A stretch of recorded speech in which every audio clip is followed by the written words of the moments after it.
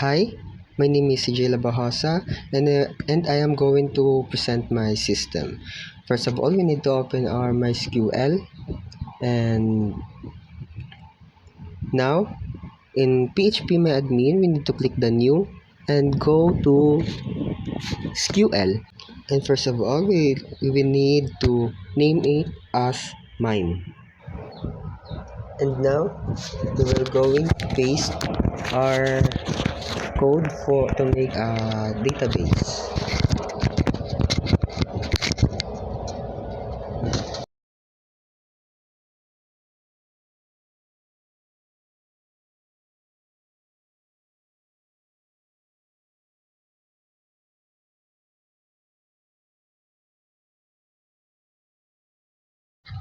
And now we will going to show the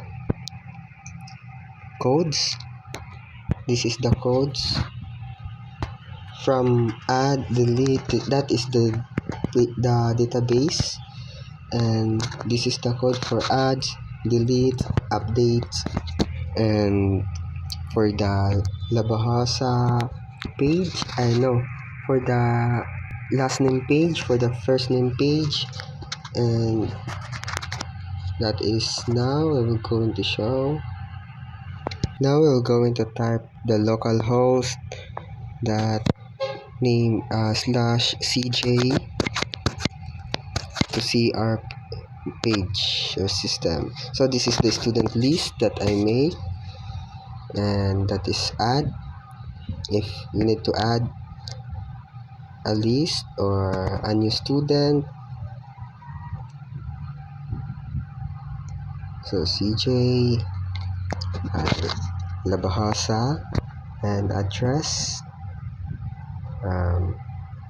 CG Montilla at ang cities of Langonarat. So we already see that we already add, and member added successfully. And if we want to edit the name, we just click the edit, and now we can edit that. The Labajosa, add the last name or the first name or the address. So update. Now we can see that the last name is already updated.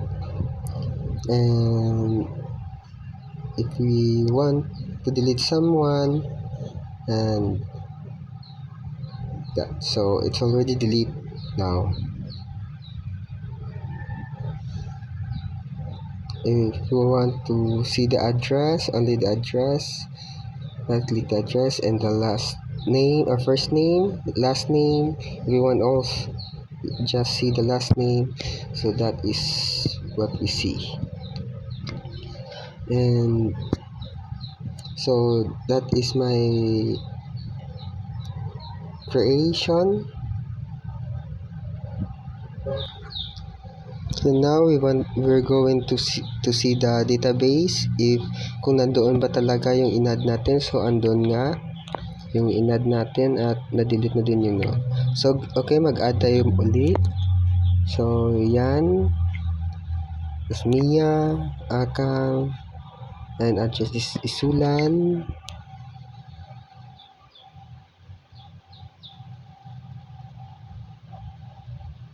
So save. So here it is. Meron na tayong Esmia, Akang, Isulan. So we need to reset now. So nakita natin doon na si Esmia Akang, and doon na yung address niya din. So if kung mag-add tayo muli, so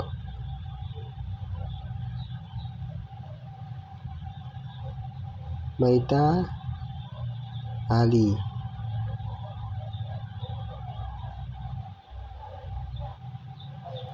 address is Isulan pa din.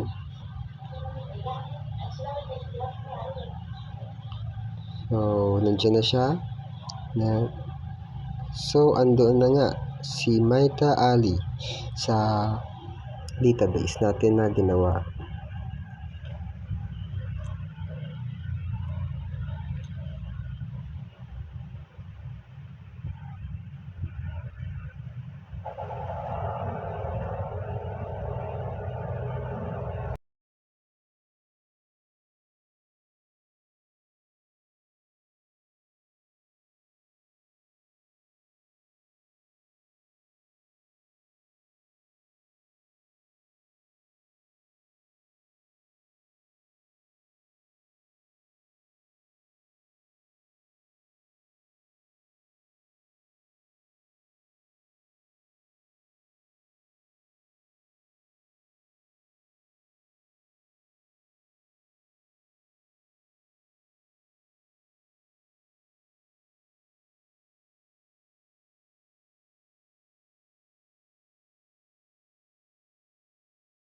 So that's all.